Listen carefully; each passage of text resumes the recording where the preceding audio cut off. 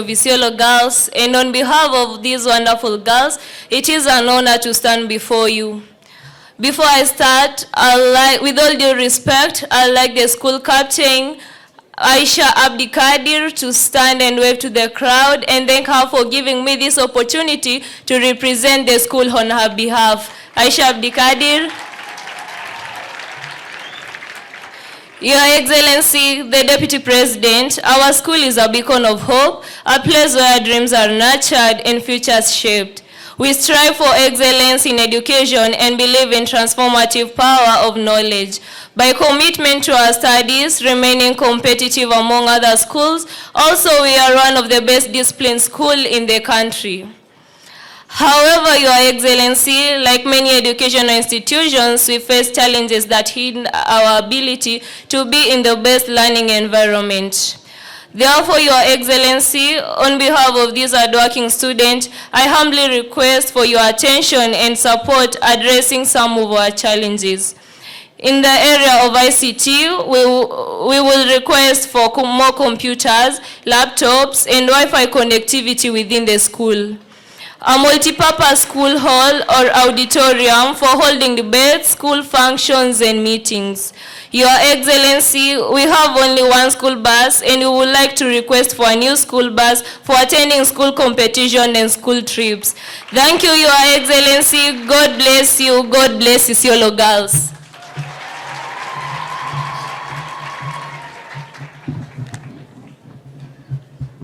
Thank you, Your Excellency.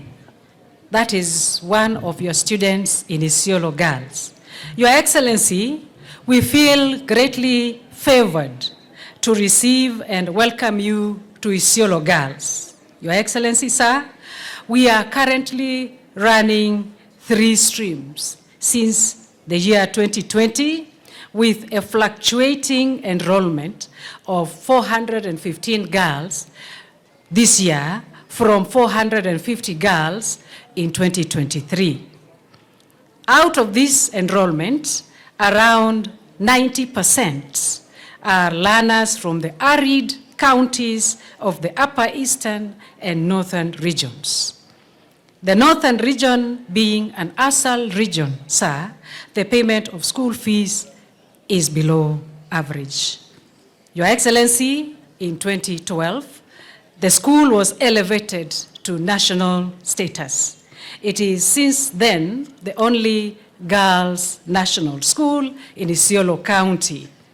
We are most grateful to the government through the Ministry of Education for funding some key infrastructure projects, namely 2 additional science laboratories, 2 sanitation blocks, 2 dormitories, a perimeter wall fence and a gatehouse, completion of a dining hall and kitchen, and the construction of 4 classrooms. That, Your Excellency, is since the school was elevated to national status in 2012. Your Excellency, currently our students are accommodated in 4 dormitories. They learn in 12 classrooms and read in a classroom converted to serve as a library. We also thank our parents for giving us the only one school bus that this school has. Despite this great effort by government, Your Excellency, our infrastructure is quite insufficient. It even includes 2 semi-permanent classrooms and semi-permanent toilets. Your Excellency, this support is most important to us because it is meant to assist the school to construct a modern library which will enhance the learners' academic outcomes, an additional dormitory which will allow the school more space to admit more girls from the ASAL region, especially as we prepare to receive CBC, and also put the school in the correct path in compliance with the government policy on 100% transition, and to procure a utility van to enable the school to take learners to the hospital safely, as opposed to walking to hospital as they have been doing. It will also save the school from hiring taxis to take learners to hospital, which has proved very costly in the long run.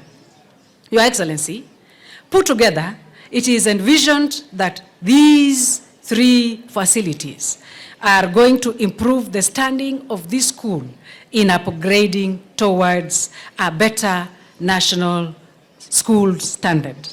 Your Excellency, given the state of our infrastructure, among a couple of other reasons, the school is very slow in attracting the correct enrollment. Nevertheless, the school has been making positive steps in academic improvement and has even excelled in sports, drama, and music. As you can see, Your Excellency, we have a lot of ground to cover towards achieving the desired image of a national school. But we have a very strong will to do all that it takes to keep upgrading it, and as demonstrated by the organization of today's event. Your Excellency, from the deepest parts of our hearts, allow me to thank you for coming today. I personally was present at Isiolo Boys in 2023 when you promised Honorable Mumina that you would visit her alma mater if she made effort to look for you. Your presence with us today, Your Excellency, is a demonstration that you are a leader who keeps your word.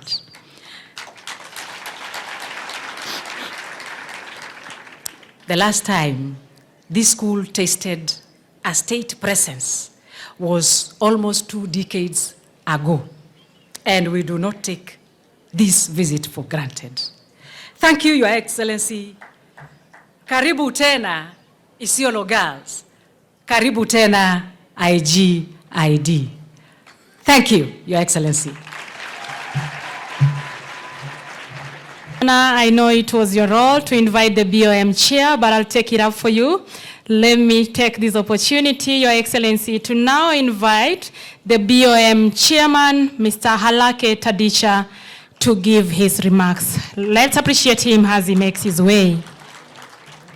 Karibu sana sa. Thank you, Madam MC. Your Excellency, Honorable Riggy Gachagua, the Deputy President of the Republic of Kenya, the Cabinet Secretary, Ministry of Education, Honorable Ezekiel Machogu, Principal Secretaries present, all members of Parliament present, the leadership of Isiolo County led by His Excellency Governor Abdi Guyo, the women representative Honorable Mumina Golo, Honorable Samal, MP Isiolo North, distinguished guests, parents, teachers, students, ladies and gentlemen. Assalamu alaikum. Karibuni sana to Isiolo Girls. Your Excellency, my name is Halake Tadicha. I'm the board chairman, Isiolo Girls. So karibuni wote for this occasion. Na ukaribisha sana. Your Excellency, sir, allow me to inform you that Isiolo Girls stand on what is technically described as expansive black cotton soil, which was captured in a technical report by the technical expert from the State Department of Public Works during a recent visit to the school. This has proved to be a big challenge because buildings keep cracking and the cost of maintenance is very high. Additionally, the cost of construction in this compound is also very high, such that the engineers have always had to exercise a lot of care with the foundations. Indeed, we have a science laboratory constructed with pillars running 18 feet deep, yet that did not prevent it from cracking during the recent El Nino floods. Your Excellency, sir, this is the reason why the Board of Management and the Parent Association deliberated and arrived at the estimated cost of 50 million only as the target of this noble cause. This amount will be able to complete the 3 named projects: the dormitory, the modern library with ICT, and the school van. As I conclude, Your Excellency, allow me to take this opportunity on behalf of the school to extend our heartfelt appreciation for your acceptance to grace this occasion. Thank you, Your Excellency, and God bless you. Thank you.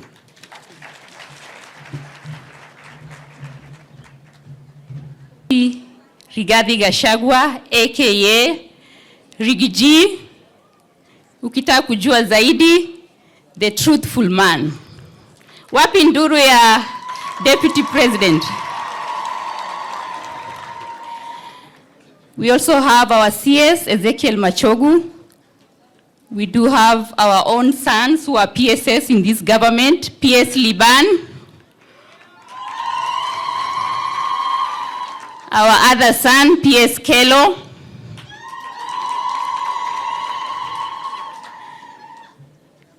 His Excellency, the Governor of Isiolo County, Abdi Ibrahim Hassan. All protocols observed. Wazazi, wanafunzi, walimu, hamjambo. Hamjambo tena. IG. Siwasikii vizuri. IG. Shukran. Kabla sijasema chochote, Your Excellency, I want to take this opportunity to appreciate and recognize the members of Parliament who are with us here today to support this Harambee. And I would like to give each one of them a minute to come and say hi and meet the Isiolo people. So to begin with, I would like to invite Honorable Mburu Kahagara. Karibu Mheshimiwa.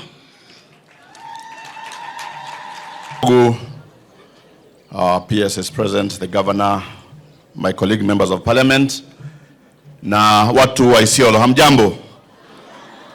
IG.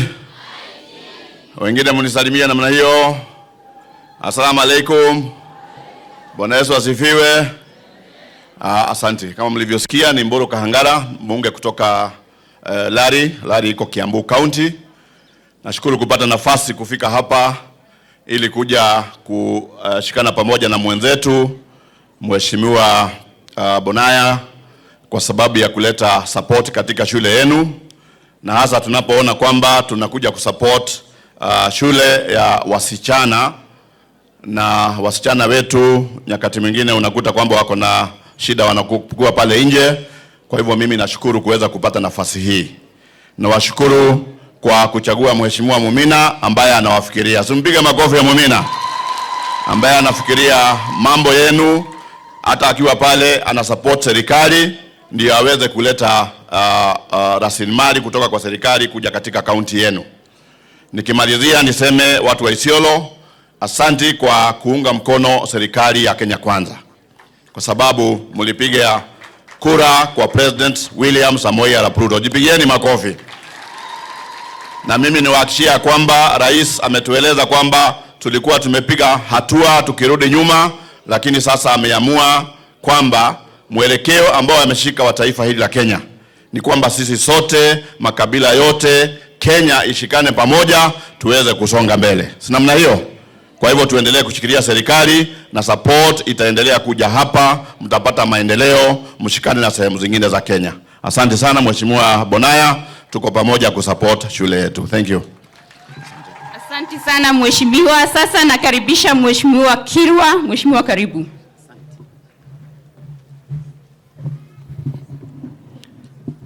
Thank you. Your Excellency, the Deputy President of the Republic of Kenya, Excellency, Governor of Isiolo, CSS, PSS, members of Parliament, and all protocols of staff, good morning.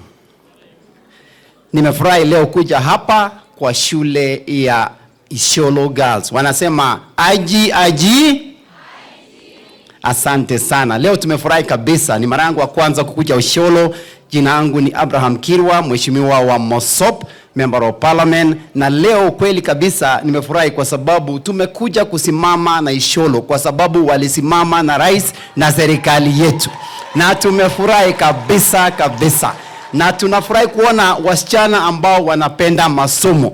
Wanasema education is the ultimate equalizer. Itaweza kufungua milango mingi, utaweza kwenda ngambo. Nilitoka kwa ngambo, nilisoma hapa Kenya, nikaenda Marekani kwa miaka 20, nikarudi. Ni kwa sababu ya masomo ili niwezesha niende nisome. So I want to encourage the girls. I want to encourage the girls to continue with the education. Parents to invest in the education na kusimama imara na wanafunzi wenu. Asanteni sana kwa kutualika, tumekuja kusimama na nyinyi na Mungu awabariki. Asanteni. Asante sana mheshimiwa. Sasa nakaribisha mama county, Samburu County, anaitwa Pauline. Karibu mheshimiwa. Thank you Mheshimiwa, Your Excellency, the Deputy President of the Republic of Kenya, waziri wetu Machogu, PSS ambaye wako hapa, wabunge wenzangu, watu wa Isiolo na wasichana wa Isiolo Girls. Tumsifu Yesu Kristu. Salamu alaikum. Asante sana. Mimi nashukuru Mungu kwa ajili ya siku ya leo, na tumekuja hapa tukiwa na jambo moja tu, kuja kuwa support Isiolo Girls pamoja na management yao, na pia kusupport Mheshimiwa Mumina. Ni mheshimiwa mwenzetu ambaye anafanya kazi mzuri sana huko bungeni, na bila shaka sisi tumejitolea, tumeacha akaunti zetu, tumekuja kumshika mkono kwa sababu tunajua kazi hii anafanya ni kazi muhimu sana. Sisi wafugaji, na mnajua mimi ni jirani wetu tu wenu hapa karibu, sisi tumebaki nyuma sana kwa ajili ya masomo, lakini kwa miaka hizi za karibu sisi tumetambua umuhimu sana wa masomo, na ndio tunaweza kuweka mstari wa mbele hali ya masomo ili tuweze pia kucompete na the rest of Kenyans. Kwa hivyo mimi namshukuru sana kwa kufikiria kusupport shule ya wasichana, na hasa wasichana wetu, kwa sababu hata tukijua wafugaji wameanza kufundisha watoto, tunajua wasichana bado wamebaki nyuma. Kwa hivyo mimi nawashukuru watu wa Isiolo kwa kuweza kuweka masomo mstari wa mbele, na pia kusupport serikali yetu ya Kenya Kwanza. Rais wetu pamoja na deputy wake wameshikilia sana hali ya masomo. Tukiangalia mwaka mmoja ambayo imepita, tumeajiri walimu 60,000 teachers across the country. Na mimi najua Isiolo pia mmepata walimu, na hiyo ndio njia serikali inashikilia na kuhakikisha kwamba mstari masomo iko mstari wa mbele katika Kenya.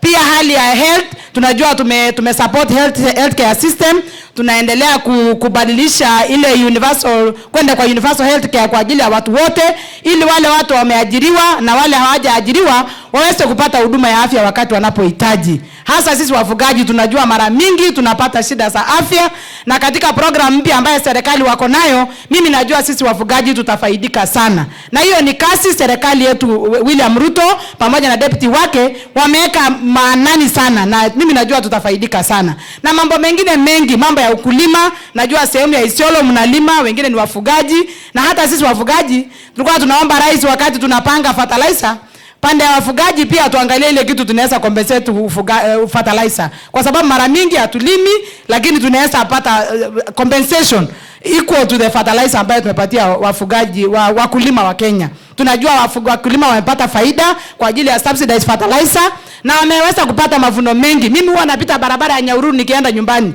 lakini naona chakula mingi sana karibu na barabara. Kwa hivyo hata kwa upande ya livestock sector, kwa sababu mimi najua Isiolo, Samburu, Turkana, Marsabit na sehemu za Northeastern, sisi ni wafugaji.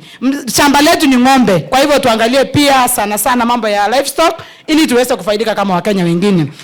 Rais, tunasema asante rais, deputy rais, kwa kazi mzuri mnafanya. Watu wanalia kwamba hali ya uchumi ni ngumu. Kweli tunajua ni ngumu, lakini hawa ambaye tumewaweka mbele, mimi najua na mnaona kila wakati, hawalali uchana na usiku. Rais yako dunia mwingine kungangana, na deputy yako na sisi wananchi. Jameni, si hao watu wametujali sana.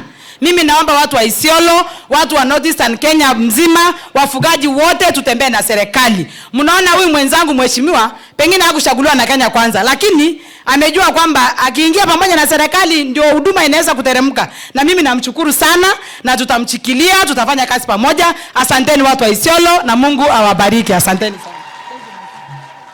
Thank you Mheshimiwa. Sasa nakaribisha Mama County Nakuru, anaitwa Liz Chelule. Kenya tunajua hapa Isiolo tulipata kura mingi, president wetu alipata kura mingi hapa na wale wengine wote. Na president na deputy president wametufunza kama sisi wajumbe wa Kenya kwamba haijalishi nani alipiga kura, nani hakupiga kura, ni kuhudumia wananchi wa Kenya. Kwa hivyo tumekuja hapa kuwahudumia. Nilikuwa nikijiuliza kwa roho yangu kwamba mambo ya shule sio kazi ya Mama County, lakini kuna kitu huyu mama ameona katika maisha ambaye anatoka, which is Isiolo. Ameona ni vizuri kusimama na shule ya wasichana, sababu shule ama masomo ni equalizer. Hiyo ndio kitu itasawazisha wananchi wote wa Kenya. Na unaona ukibuild, kama unataka kujenga uongozi bora ya kina mama, unaanzia wasichana na unaanzia shule. Kwa hivyo tunawapongeza sana chairman, tunakupongeza, mnafanya kazi pamoja na board yako.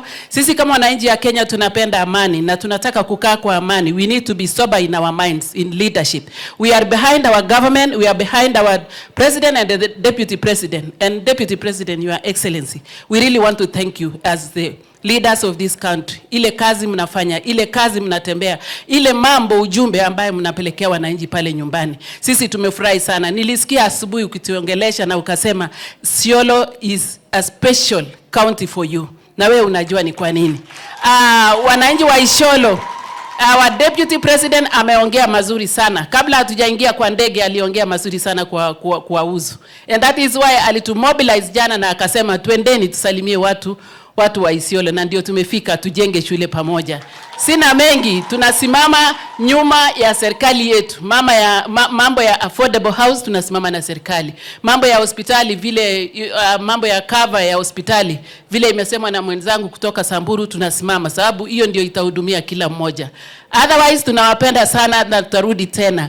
Na tunataka mpatie huyu msichana nafasi na mpatie mara nyingine. Yeye ni msichana mtulivu sana na ni mtu anafanya mambo yake pole pole, and that is why we are here today. May God bless you so much. We love you.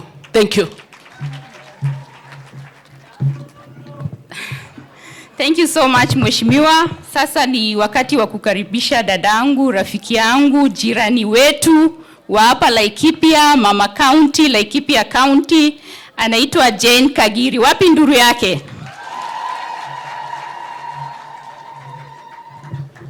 Your Excellency the Deputy President Riggy Gachagua, Governor wa Isiolo ambaye ni rafiki yangu, tulifanya kazi na yeye, waheshimiwa wote, Cabinet Secretaries, Principal Secretaries na watu wa Isiolo.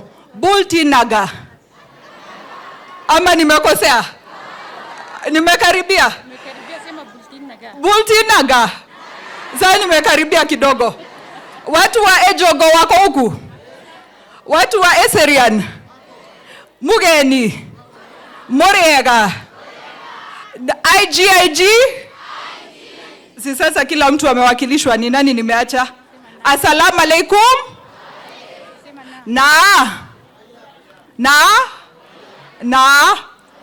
Si sasa unaona nimequalify zote. Your Excellency the Deputy President, leo ni siku ya furaha sana. Na kwanza mimi nitakuomba ruhusa nishukuru watu wa Isiolo, kwa sababu watu wa Isiolo ni jirani yetu na ni majirani wazuri sana. Lakini ilipokaribia uchaguzi, sisi tulikuwa na uoga sana. Tukiangalia candidate wa huku ni wa chama ingine, lakini pale juu tulikuwa tunashindwa kunaenda aje. Kule Laikipia sisi tukikatafuta kura zote za president wetu. Huku nako Isiolo tulikuwa tunachungulia pale kwa fence. Tukawauliza watu wa Isiolo, tafadhali msituangushe. Mimi leo nimekuja nikinyenyekea watu wa Isiolo kuwaambia asanti sana, juu ile kura ilikuwa imebaki ni nyinyi mlitupatia, na president wetu His Excellency Ruto akapata ushindi na deputy president wetu Riggy Gachagua pia akapata ushindi. Kwa hiyo mimi nawashukuru sana. Kitu ya pili, Your Excellency, leo tunaweza ona kama hii ni sherehe ndogo sana, lakini imenikumbusha kitu moja. Miaka mingi sana nikiwa msichana kule shule, His Excellency the late Moi Kibaki alikuja shule yetu akaongea, na mimi nakumbuka nikiketi pale nikasema one day I will be a leader like him. Leo hii nimechaguliwa kama Mama County. IGIG. Hapo kuna president. president, hapo kuna senator, hapo kuna deputy president, hapo kuna mainjinia, hapo kuna madaktari, IG. Your Excellency, we thank you for coming today. Umesikia tayari, umewatengenezea njia na watajiamini. Yangu ya mwisho, Your Excellency, ni kusema vile nimesema, watu wa Isiolo sisi ni majirani wazuri na Laikipia. Lakini Your Excellency, kuna kakona moja tu inatusumbua sisi wote, pande hii na pande ile yetu, kuhusia insecurity. Your Excellency, ile pande ya Laikipia West mulisema neno moja tu na Laikipia ikapona. Tafadhali hata huku Isiolo pali tunaboda na Laikipia, tafadhali semeni neno moja tu na pia usalama pande hii itakuwa sawa sawa. Asante sana Your Excellency, tutaendelea kushikilia serikali na tukushukuru kwa kuendelea kupatikana kwa wananchi ili tukuambia mashida zetu na tuweze kuendeleza nchi yetu. Upande wa walimu, upande wa health, upande wa masomo, upande wa affordable housing, tunaendelea kusema ni lazima kazi tutengeneze katika hii nchi, watu wetu wasaidike na waweze kuendelea. Asanteni sana na Mungu awabariki. Asante sana Honorable Mudhoni Marubu. Karibu mheshimiwa. Shukran sana mheshimiwa dada yangu Mumina Bonaya, Your Excellency the Deputy President of the Republic of Kenya, Your Excellency the Governor, rafiki yangu Guyo, distinguished ladies and gentlemen, watu wa Isiolo, assalamu alaikum. God is good and all the time. Kwanza nichukue nafasi hii kuwakaribisha kabisa, kuwashukuru kabisa watu wa Isiolo. Mheshimiwa Jane amesema, His Excellency alisema anapenda watu wa Isiolo, lakini hakusema ni kwa nini anawapenda. Mimi nitawaibia hiyo siri. Niwaibie. Alisema anawapenda kwa sababu nyinyi ni wangwana. Kuna watu wengine wanaingia kwa serikali wakati serikali ishapangika, lakini nyinyi muliingia serikali wakati ilikuwa haijapangika, mkapanga pamoja. Jipigieni makofi. Pia nawashukuru sana kwa sababu ya kutuchagulia dada yangu Mumina. She is a very very very very committed lady. Mungu awabariki. Pia kwa sababu ya kumchagua His Excellency Guyo, rafiki yangu. Wajua wakati alikuwa MCA Nairobi, mimi nilikuwa MCA Lamu. Kwa hivyo hata mimi nikiangalia hivyo naweza nikakuwa nini? Jipigieni makofi. Mheshimiwa Deputy President, sazungumza sana, lakini niwahimize sana wazazi na community kwa ujumla kutoka Isiolo. Tafadhali, ndoa za mapema za wasichana ndizo zinarudisha sisi wengine community za mbalimbali nyuma. Tafadhali, mkiangalia huyu mama wa kaunti wa Lamu, si mnaona yuko sawa? Kwa sababu ameenda shule na tukasubiri kwamba wakati ule tumeshakomaa ndio tunaenda kupata watoto, ndio tunaenda kukua mabibi. Kwa sababu ukiangalia maembe, ukienda ukichuna saa ile haijakomaa, ukikula si ni chungu. Nauliza wazazi na watoto, si ni chungu hiyo maembe? Kwa hivyo wasichana wa Isiolo Girls, IG mimi nasema hivi, tafadhali, hii mambo ya vijana tunakataa kabisa mpaka tukomae tuwe maembe yamei. Tufanye nini? Tungoje maembe afanye nini? Asante sana Mheshimiwa Mumina kwa sababu ya juhudi yako ya kukua champion wa education. God bless you and God bless us all. Thank you very much. Asante sana Mama County Lamu, pia commissioner katika Parliamentary Service Commission anaitwa Faith Gitau. Karibu sana commissioner na mheshimiwa. Asante sana Your Excellency, our Deputy President, Governor wa Isiolo, and all protocols observed. Assalamu alaikum. Assalamu alaikum. Muriega. Gaine mwega. Na hede shiodhe. Nimesikia hata hiyo mnajua. Nashukuru sana asubuhi ya leo kuwa Isiolo. This is my second time kuwa hii great county of Isiolo. Na nataka kushukuru my sister hapa. Mulifanya vizuri. Huyu dada ni dada wa vitendo. Huko mbunge anakaa tu akiongea Isiolo asubuhi, Isiolo saa 6, Isiolo jioni. Na diposa akatulete hapa siku ya leo sisi wote kwa sababu anawapenda sana. Na nyinyi mnajua kuchagua. You chose the best. This girl is the best. Kwa hivyo mumshikilie mkono, mumuombee, na najua next time mtasema mama ni 10 bila break. Asante sana.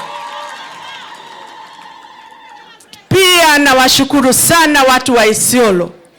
Kusema kweli, nyinyi mnapenda nchi yenu. Na mkasema nyinyi mtachagua His Excellency William Samoei Ruto na deputy wake Riggy G. Asanteni sana. Leo asubuhi tumekuja tu kuwaambia sisi tunawashukuru kwa sababu mliwapenda na mkawapatia kura. Nawaambia siku ya leo, deputy wetu tukiwa na yeye asubuhi alituambia sisi wana Central tusimuite tena kwetu kwa sababu sasa kazi yake ni Isiolo asubuhi, Isiolo saa 7, Isiolo jioni. Kwa hivyo mimi najua zile promises ambazo wali promise wakati wa campaign, wakasema mabarabara zetu zitajengwa, stima zitawekwa, shule zitajengwa, watu watakaa vizuri, hustlers watainuka. Nyinyi ndio wanaanza na nyinyi. Kwa hivyo you are lucky watu wa Isiolo. Na nikimalizia na waomba tu, muombe viongozi wenu. Muombe His Excellency the President and the Deputy President ndio wafanye kazi yao bila kusubuliwa na wale hawatakii mema hii nchi. Na waomba na wasihi, mimi najua mnaombanga sana, hasa nyinyi Waislamu. Mnaomba asubuhi, mnaomba saa 6, jioni, kila wakati ni kuomba. Na waomba vizuri sana, muombee serikali ndio zile mpango wako nazo zitimike. Na muombee judges wetu, wale wanavuruta hii serikali nyuma. Wakubwa wetu wamesema kila mtu ana haki ya kuenda hospitali ikiwa uko na pesa ama huna. Nao judges wetu wanasema la hasha, ni ule tu ako na pesa. Mtaombea judges wetu? Mtawaombea? Ndio hii universal health ifanye kazi vilivyo. Tena viongozi wetu wanasema vijana wetu lazima wawe na kazi ya kufanya. Na wakaanzisha hii mradi ya national housing. Nao judges wanasema hapana, wacha vijana wetu wataabike huko nje. Mtawaombea? Mtaombea hawa judges waone maono yale viongozi wetu wako nayo. Kwa hivyo Isiolo, you are very lucky that you have our deputy president this morning. Na nikiangalia IG hapa, naona nyuso zenu vile zinachanuka. Nikiwaangalia, I am seeing hope in you. I am seeing that you are so focused and determined to be leaders of tomorrow. Nikiangalia hapa leo naona madaktari, hapa naona maengineer. Please, you have the opportunity because you have great leaders who are thinking about you. Sisi tukisoma hatukuwa na viatu. Sisi tukisoma hatukuwa na watu wanatujali. And here we are. We are leaders in this country. So be focused and remain strong. Work hard. The sky is the limit. Thank you very much and God bless you. Kenya, Your Excellency, the Governor of Isiolo, my colleagues, members of Parliament from Isiolo County, and other members of Parliament, viongozi MCAs, watoto wa shule ya Isiolo Girls, amjambo. IGIG. Asante sana, majina yangu naitwa Geoffrey Kiringa Roko. I come from Mbeere North constituency. I'm here kwa mambo ya elimu. Natoa shukrani mingi sana kwa viongozi wa hapa Isiolo kwa kuwa na nafasi ya kusupport shule hii. Sisi zote kama viongozi lazima tuweke maanani zaidi mambo ya masomo. That is what the president and his deputy are championing, that education is the only equalizer we can have. They are in the highest offices of the land today because of education. Na ndio maana tunataka kuunga hii mpango mkono na kuiweka nguvu. Lakini tumeona there are those who are also committed in pulling down the effort which the government is making on a day-to-day basis. Na tunataka kuambia ya kwamba we will not allow them. We will not allow them, not even a single minute. When it comes to the housing program, the affordable housing program, Your Excellency, any contractor who is abandoning the site kwa sababu ati koti imeongea maneno ya refi akusema ni unconstitutional, jameni, if you do so, even the PPRA has the mandate to ensure you are blacklisted from any public procurement. Kwa hivyo sisi sote tusupport serikali, mpango ya manyumba tuhakikishe inafanya kazi, mpango ya matibabu tuhakikishe inafanya kazi, na sisi wambunge tukirudi pale tarehe 13 kile ambao utafanya ya kwanza kabisa, na hii ndio tunaambia the House Business Committee, muweke mpango ya kwanza ikiwa ni ile affordable housing bill, ili tuweze kuishughulikia haraka before the end of February tuwe tumemalizana hiyo mpango, because we have to support the president and his deputy as far as the agenda of building houses, affordable houses across the nation, ili wale ambao wako na makazi duni waweze kupata mahali safi ya kukaa, na pia vijana wetu waweze kupata kazi ya kufanya. Kwa hivyo tunaomba Wakenya wote tushikane, tukue nyuma ya serikali, kiongozi wetu akiongoza sisi, Rais William Ruto na mdogo yake ambaye anamsaidia sawa sawa, Riggy G. Kwa hivyo tuko pale na tunasema asante. Tutasupport mpango mheshimiwa, na tunashukuru sana kwa kutualika hapa. Asante sana. Thank you.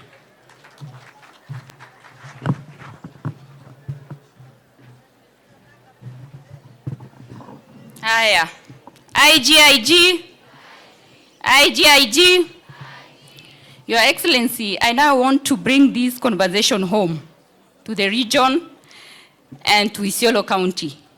And this may not give us a specific protocol, but I want to seek your permission to now invite the Speaker of our Assembly, Mr. Mwame Roba, so that he can also recognize his team from the County Assembly.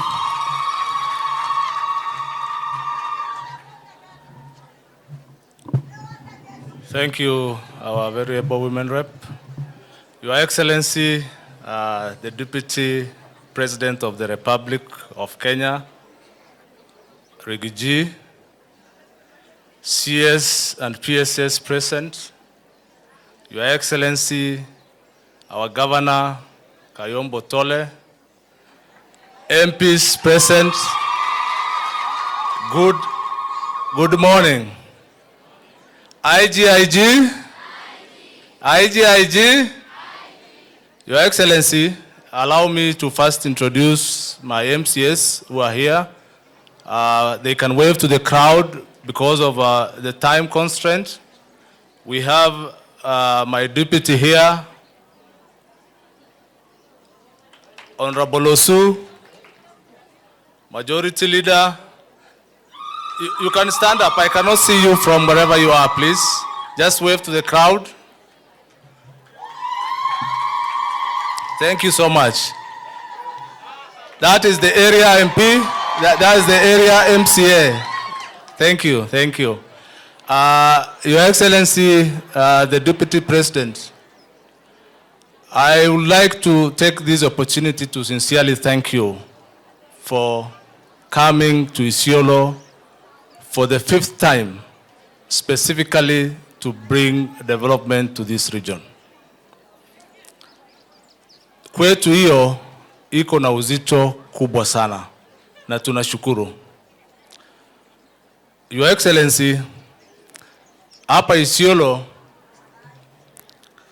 tunaomba kujipanga na wewe. Unajua wewe umesema wewe ndio mtu ya kupanga huko juu. Na ukiwa na diary ya president, kuna namna tunataka kujipanga na wewe. Na naomba utukubali hiyo maneno. Ukisimama hapa nje asubuhi yote, utaona Mount Kenya very clearly. Na kwa sababu sisi tuko just some few steps from Mount Kenya, tunaomba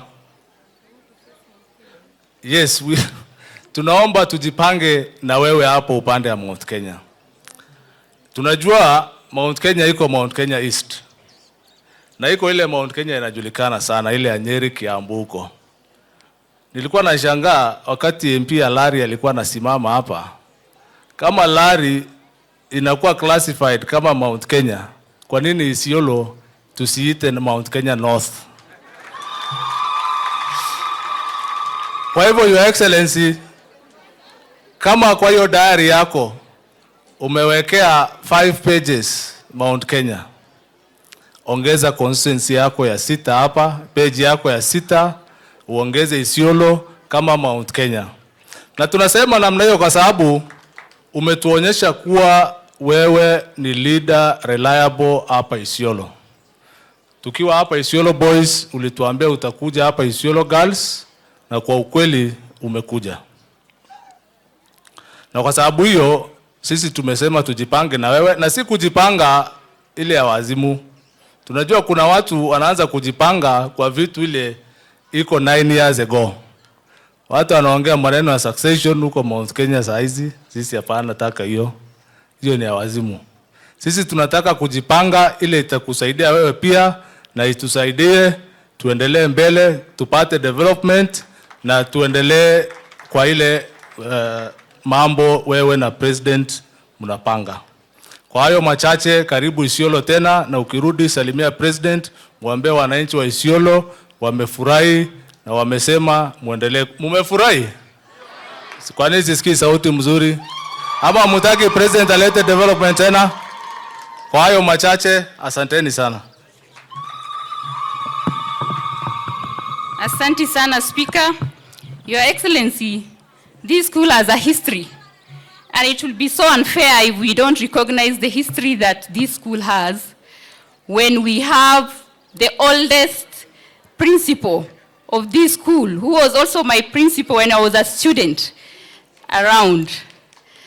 Munajua Madam Tia? Munajua Commissioner Tia? She was the principal of this school for 16 years.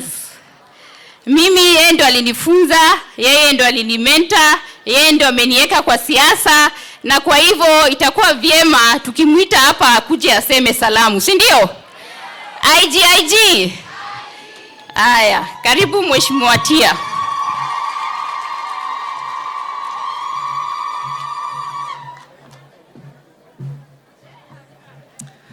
Chief guest, who is also our Deputy President, our Governor, and allow me to ride on the protocols already set, all protocols observed. IGNG? My name is Honorable Tia Galgalo, the longest serving principal of this great school. Nilikuwa principal for 16 years. And I'm happy to have served with great men and women, Ahmed Said and others, who are my chairman of board. I'm happy to have my deputy, Mrs. Mongeria, who is now the CEC in education, and Mumina, who is now currently the women rep. I've made girls, I've made professionals, and I'm very excited, Your Excellency, Deputy President, to be here. And I'm currently serving as the Commissioner NLC, and I'm very excited to see all of you here to come and build this school. This school has a big foundation. It has made girls who are great women of this country, and I'm very proud as a mother, as a former headmistress, to see my products out there serving this country. We've served this government, and we continue serving, and I'm very excited, and thank you for coming, and we are looking forward to raising the money to build future girls in this school. Thank you very much.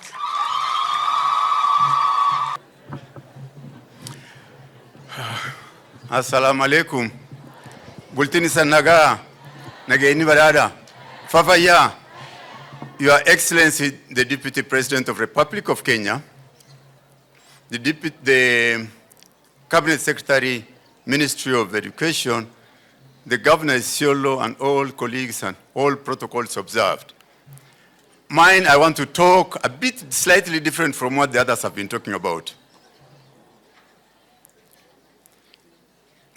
Your Excellency,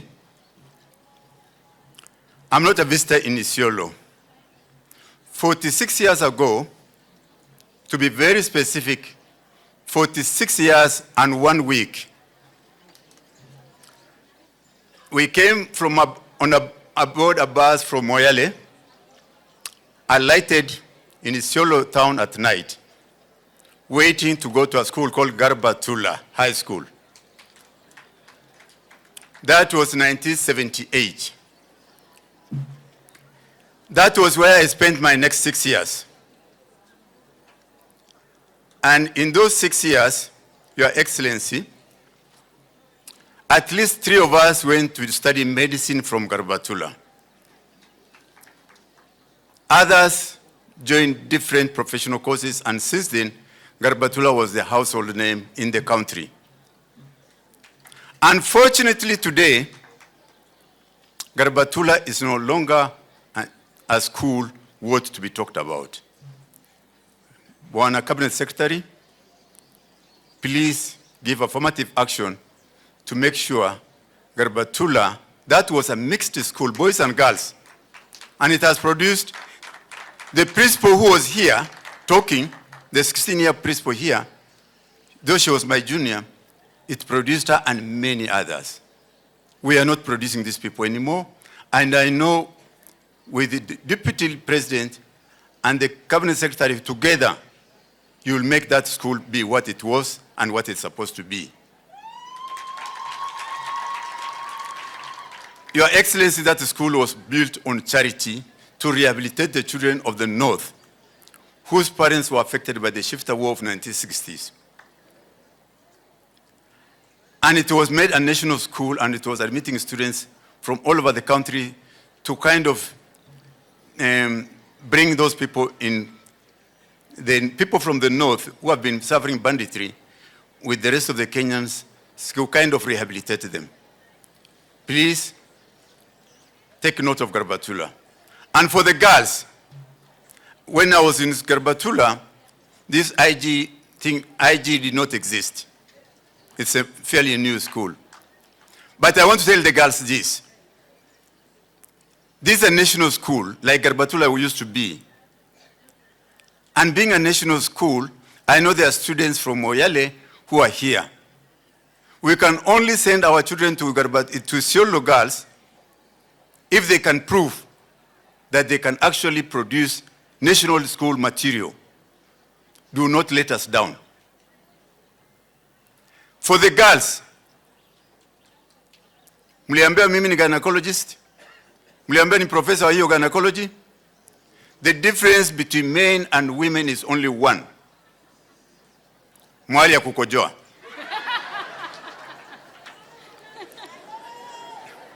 The only difference between men and women is only mwali ya kukojoa. Hakuna kitu kingine. Brains, everything tuko the same. I don't want this school to be competing with the Isiolo boys here. You watch now. You are competing with which school? Alliance Girls? Kwanza tuanze na Kaga tuwapite. Tumewapita. Tupite Kaga. Tupite. Wachana hiyo yote. Alliance should be the school that we are competing with.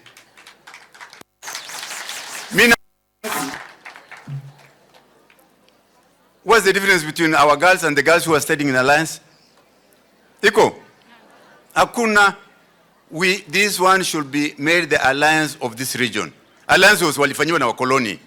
Riggy G utafanya hapa iwe alliance ya Isiolo.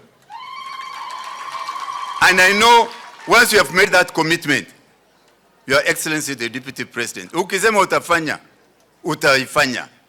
Mpaka hawa watu wahakikisha kuwa hii shule is the school that is being looked after. In Mwele niko na shule kama hiyo. Everybody is fighting for it. With no resources, we are having over 1,000 students in Mwele in shule inaitwa Manyata Mix. Hapa pia hii mnasema 400 haitoshi. Tafadhali tujenge shule yetu. Wasichana wanene kuolewa mapema, tuachane naye. Finally,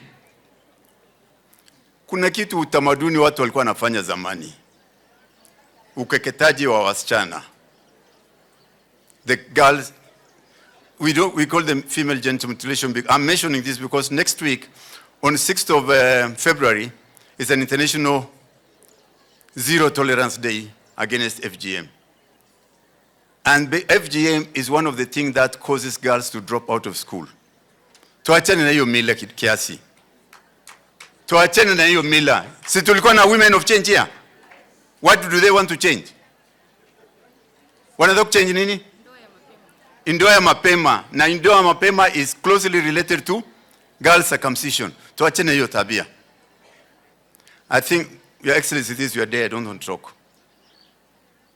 But as they have said, the last time the presidency was in this school was more than 20 years ago. IG, Andura Mheshimiwa Samal, siwasikii.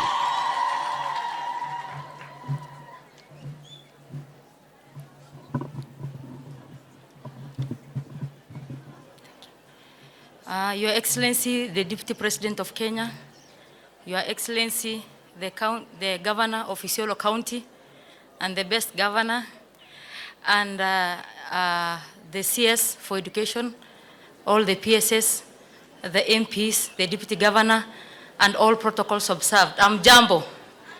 Watu wa Isiolo amjambo. Watu wa Isiolo amjambo tena. Asante sana. Your Excellency, I'm standing in for the MP Isiolo North, Honorable Joseph Samal, ambaye ako pamoja na sisi hapa. Na ninataka kushukuru kwanza serikali kuu ambayo inaongozwa na Rais William Ruto pamoja na wewe ukiwa naibu wake, kwamba sisi kama watu wa Isiolo tumeendelea kupata maendeleo, na sisi tunashukuru sana. Tunajua kwamba mmetupenda, ndio maana mmekuja hapa many times in just a year tangu mchaguliwe. Your Excellency, ya kwanza kwa niaba ya Mheshimiwa Samal, tunataka kushukuru serikali kuu kwa sababu ya kutuwekea fedha, ya kututengea fedha kwa sababu ya bridge ya Garandare. Tulienda huko mlipochaguliwa, tulipoomba tumepata 120 million ya kutengeneza Garandare bridge. Kwa hivyo tunashukuru sana Your Excellency.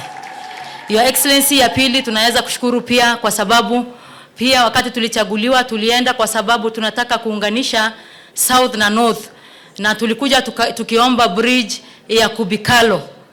Na Your Excellency, naibu wa Rais, tulipata shilingi milioni 240, 240 million for the Kubikalo bridge ambayo imeanza sasa kazi. And watu wa Isiolo na chief guest ni kwamba mjumbe wa Isiolo North ako imara, na Isiolo North is in the safe hands, ndio? Na kwa hayo tuliweza kucommit 25 million shillings mwaka uliopita kwa basari ya secondary school, ambayo Isiolo Girls ilipata 620,000, madam anaweza confirm, kama basari. Na kwa mwaka huu ameweza pia kutenga milioni 30 million for basari. Forms zimetoka, na kwa hivyo wazazi na watu wachukue forms katika wards na katika ofisi ya CDF. 30 million for secondary schools ambaye watoto wetu wanasoma kutoka kwa mbunge wa Isiolo North. Na Your Excellency, pia tunaendelea kushirikiana na walimu. Tumenunua basi 3 katika shule ya secondary ya Elsa Day Secondary School hapa, ingine Ngaramara Girls Secondary School na ingine Mwangaza Girls Secondary School. Na hiyo yote tunadhamini sana mambo ya masomo, na mbunge anadhamini sana mambo ya masomo. Your Excellency, I don't want to take much of your time. Tunataka tuendelee kushirikiana na serikali kuu. We are part of this government and we are going to do business with you because watu wa Isiolo North wanataka maendeleo, sio kelele. Na ya mwisho, IG Isiolo North MP amenituma niwaambie kitu. A story is told of the duck. Unajua duck? Bata. Umesikia bata? Hadithi inasema bata wakatoka asubuhi. Mapasta wenye mko hapa na masheikh mtanisamee, ni story tu. Mabata walikuwa wanaenda church. Walikuwa wanaenda kanisa. So waka asubuhi saa 12. Hi guys, we are going to church. Wakaondoka. Story inasema walikuwa wanaishi mahali the top of the hill. So wakaanza kujikokota. Unaona vile wanatembea wakianguka. Wakaanguka, wakatembea, hawana balance, wakafika church saa 9. Misa imeisha. Sasa pastor akawaita, mabata, habari zenu mzuri. Mnaenda wapi? Wakasema tumekuja church. Akawaambia, saa hii si ibada imeisha? Wakasema hapana, sisi tumekuja wapi?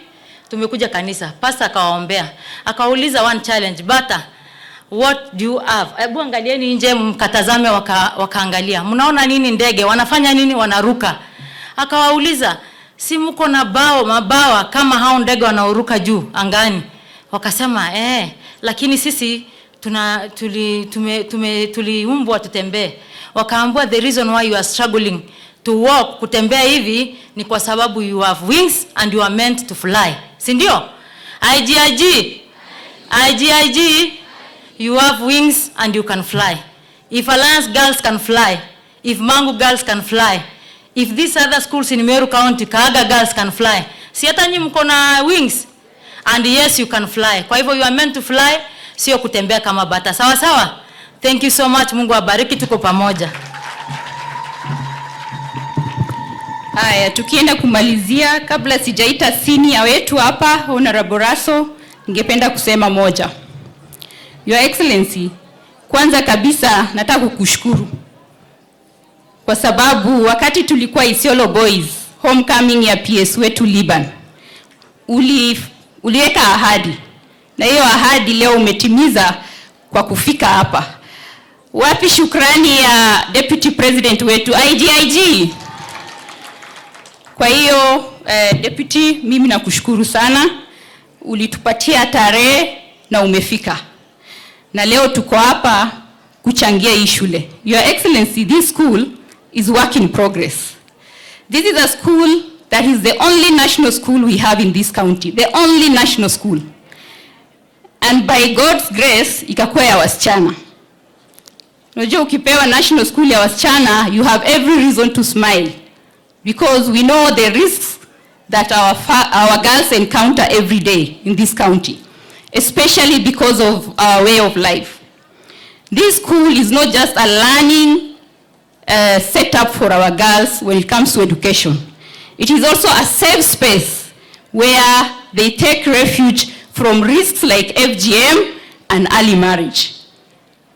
Am I right, IG? Is that true?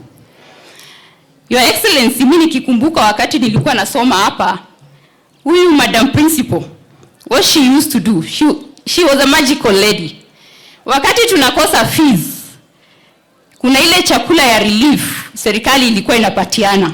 Anaenda kwa DO, anaenda kwa DC, anawaambia munipatie chakula, I convert it to school fees for these girls so that we don't drop out of schools. Ikifika holiday, we were supposed to go home Some of us didn't even have fare to go home. She used to keep us here over the holidays. So this is a school that is very critical to our girls' growth and development when it comes to education.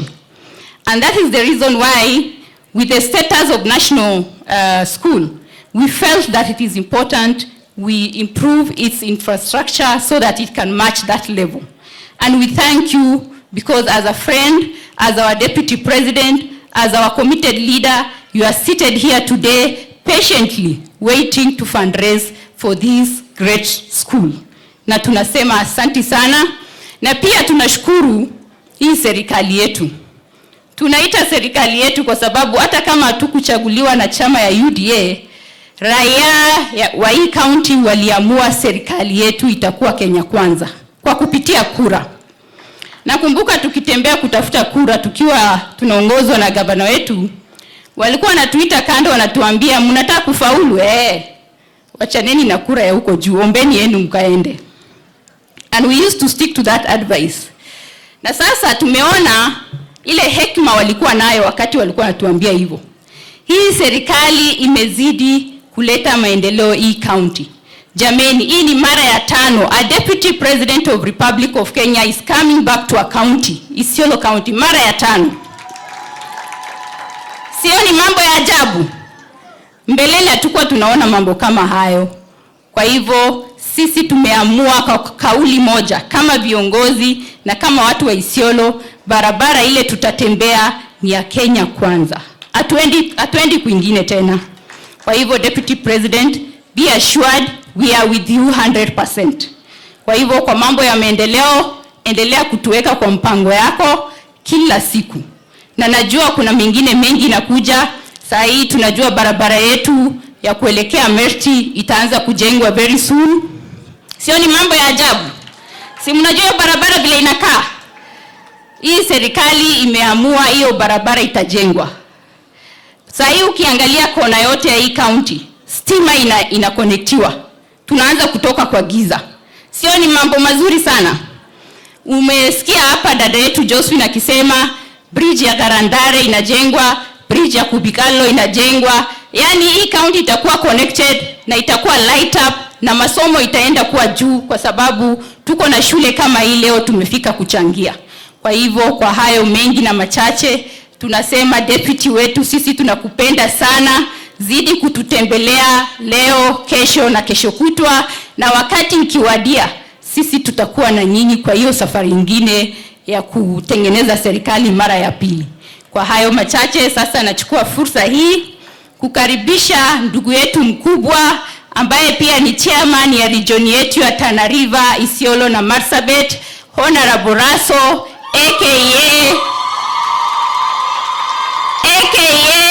Simba Wasaku. Ukitaka kujua pia zaidi, ambaye atakuja kuwa governor wa Marsabit County.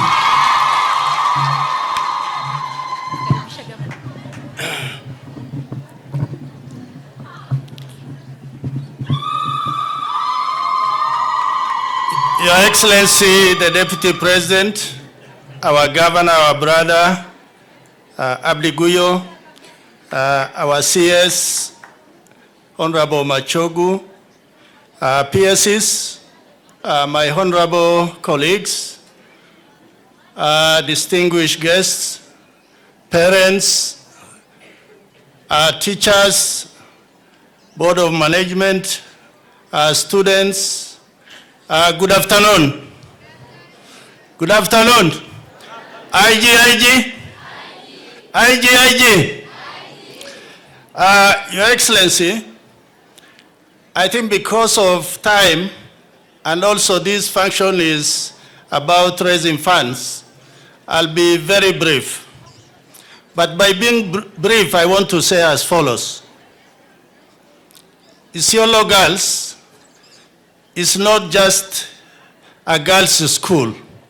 It is the Alliance of Isiolo and Upper Eastern. So I want to plead with both yourself and the CS that let us make this alliance of this region. The second issue, I want to thank you, the Deputy President, and His Excellency the President, the Honorable William Ruto, for demystifying the presidency. You know, for a long time, we only see the presidents during campaigns. We see them on TV, addressing parliaments, and also in big functions. But for them to come to a rural school such as this, in the midst of their reign, or when they are running government, I think in it itself is unique. I know the president is in Western today, you are in Upper Eastern. It is indicative of your commitment to make this a great nation. So we really thank you on behalf of people of this region. I want to thank my honorable colleagues who have come from as far as Nyahururu, Nakuru, and Nandi, Lamu, and many far-flung areas.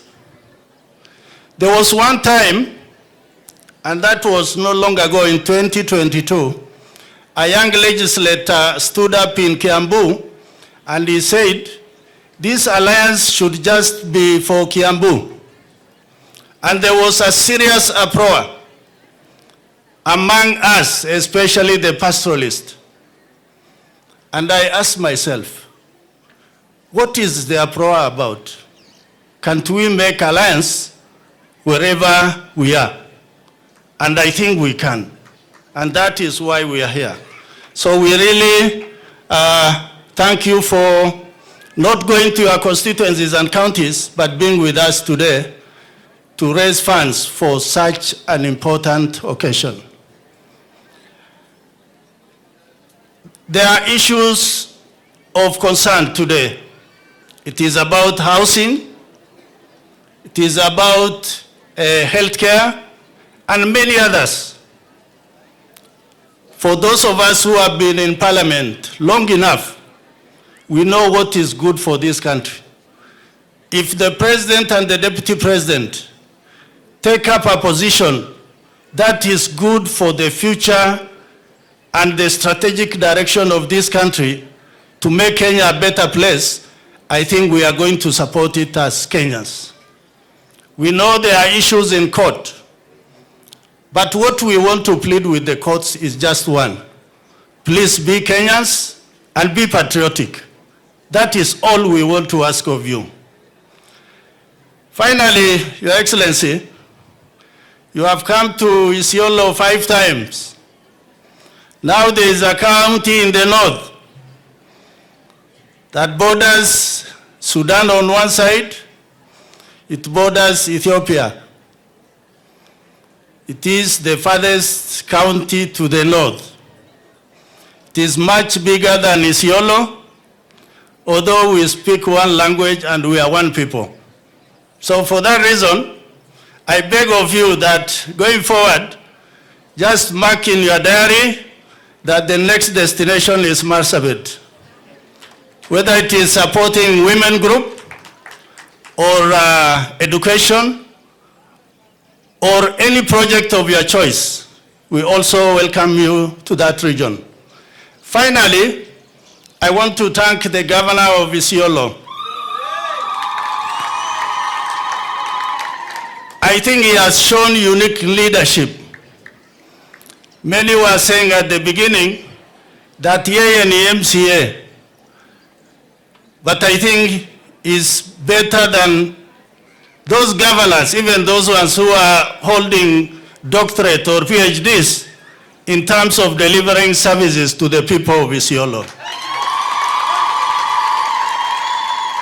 I want to finally thank Mumina Bonaya. Mumina has invited us now 5 times to Isiolo. In Ngarimara,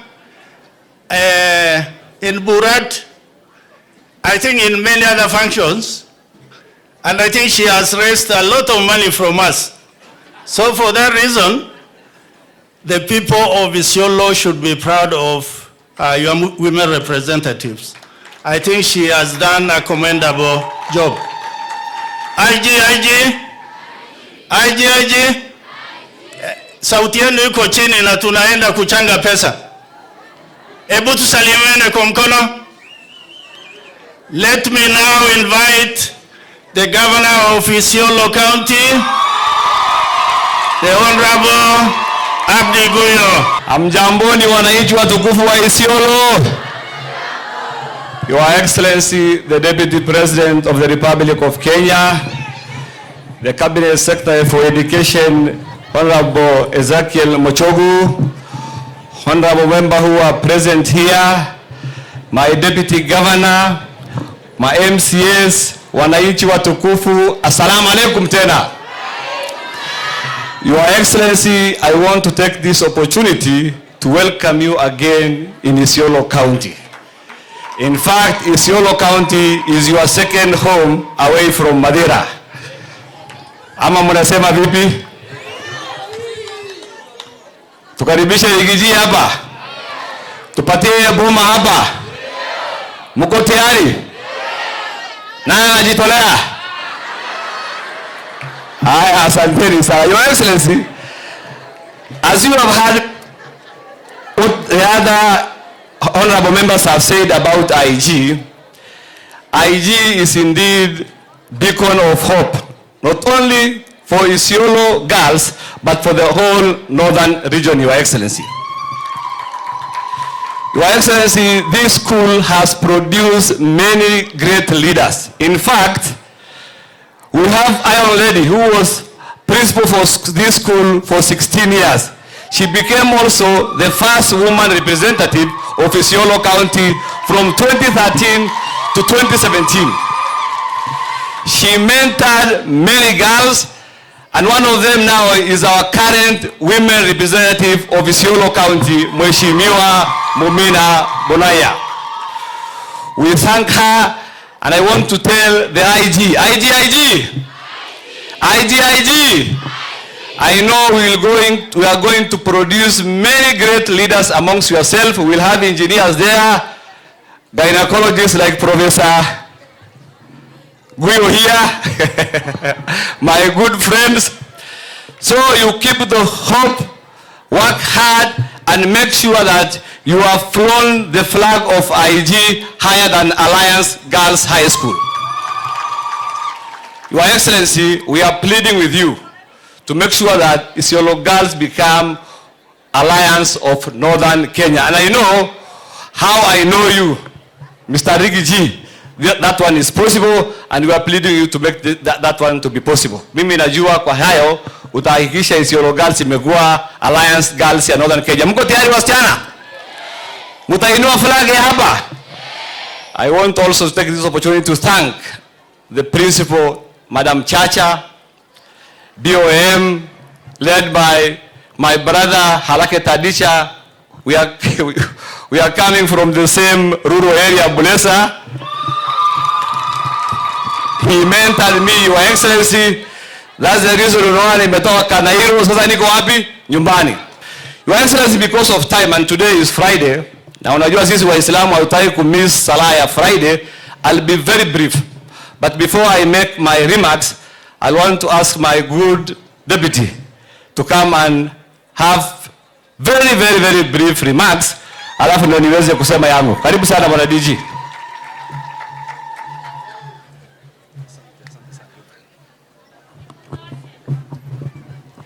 Our chief guests, the Deputy President, Rigathi Gachagua, His Excellency Abdi Ibrahim Guyo, our Governor Isiolo. Let me stand on the already established protocol, all protocol observed. Hamjambo. Assalamu alaikum. IG. Your Excellency, with your permission, for purposes of effective communication, ningependa kuongea kwa lugha ya Kiswahili, kwa sababu sio wote wanaweza kuelewa lugha ya Kimombo hapa hivi ndani. Ya kwanza ni kukushukuru sana kwa sababu ya kuitikia ile ahadi ambayo ulisema utakuja Isiolo Girls. Kwa kweli umependa sana Isiolo, wewe pamoja na rais wetu mpendwa Rais Ruto. Hii ahadi inadhibitisha kwamba uongozi wako ni ya kuempower watu, kuhakikisha kuwa wamepata launch nzuri ya kuweza kujisaidia kimaisha. Na moja ni kuja hapa hivi kuweza kujenga shule ya Isiolo Girls. Kusema ukweli, our local economy au household zote zinategemea kina mama. Ukiweza kujenga mama, hiyo nyumba na pamoja na jamii imeweza kufanya nini? Kusaidika. So if we give these ladies a good foundation, inamaanisha jamii yetu itasaidika pakubwa. Kwa sababu ya wakati na kwa sababu mkubwa wangu hako hapa, sitaweza ongea sana. Mimi ningependa kushukuru sana our Deputy President kwa sababu ya kutusaidia wakati tulikuwa tunamhitaji. Ya kwanza, wakati kulikuwa na El Nino emergency, Deputy President wetu kwa kutumia IBEC aliweza kuhakikisha kuwa Isiolo imesaidika, hiyo janga ikaepuka. Alitupatia chakula ya kutosha, alisaidia net za kutosha. Hospitali yetu health department ilipata madawa kutoka national government, tukaongeza yetu kutoka county. Shukrani sana kwa sababu ya hiyo. So kwa sababu ya wakati, mimi najua kama county tuko na mambo mengi ya kuempower watu. Gavana wetu jana aliweza kulaunch basari ambaye itasaidia wanafunzi kuhakikisha kuwa wako ndani ya shule. Na kwa uongozi wake wa mwaka mmoja ameweza kutoa pesa ambayo inakuwa allocated for basari from 30 million up to 70 million. Sio ni shukrani kubwa. Na kwa sababu ya yale mambo ambayo yatatimika wakati hii, ataweza kuongeza in the next financial year. Kwa hivyo shukrani kubwa kwa gavana wetu ambaye wako hapa. Mimi nasema tu women rep wetu, shukrani sana. You've done a lot within a short time. Tunajua bado 3.5 years bado ziko mbele, tutasaidiana pamoja. Tunajua makelele ni mengi. I am a student with a background of strategic management. Wherever there is change, kuna kuanga na resistance. Mimi naomba our president na deputy president na governor wetu na viongozi wote, yale makelele ambayo tunasikia kwa saa hizi, they are just courtesy of the resistance ambayo iko hapa, kwa sababu mnaambia watu ukweli, you are giving people the logical solutions ambazo ziko. Kwa hivyo hakuna kuweka masikio kwingine, just forge ahead with the plans. Tuko na hope na tunajua mambo mingi yatatatuliwa baada ya muda. Asante sana governor kwa hii muda. IG pesa kwetu leo, sawa? Wapi makofi ya Daktari Lowassa? Asante Lowassa. Your Excellency, with your permission, let me invite the CS for Education Cabinet Secretary Mr. Ezekiel Mochogu atoe brief yake alafu mimi niongee. Karibu sana waziri. Wapi makofi ya waziri? Hiyo bana makofi ya kukaribisha wageni jameni. Upigie waziri makofi. Mimi najua Wakisii wanapenda makofi, alafu atawaacha vitu mzuri hapa. Karibu sana waziri.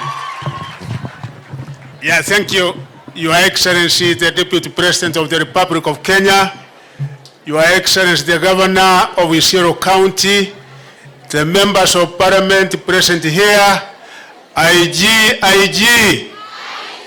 Good morning. Your Excellency, before I make 1 or 2 remarks, I want to invite my colleagues to come, the 2 PSs. They will only register their presence here. And then after that, I will make only 1 or 2 remarks as your CS education, so that our people know where we are on matters education. Salamia tuta kamoja peke yake. Your Excellency, Deputy President, our CS education, all protocols observed. Yangu ni kushukuru sana, Your Excellency. Unajua tarehe 30 mwezi wa September, wakati ulikuja hapa karibu tu across the fence, tulikuwa na sherehe kubwa sana ya kunilipeleka kukuomba Mungu kwa ile kazi President alinipatia, na ulitupatia ahadi ya women group 200 wa Burat. Ulisema utachangiza pesa na tulichanga 35 million, na hiyo haja ya kwanza ulitimiza. Ya pili ni leo ambayo ulisema Isiolo Girls lazima leo tuwachangie.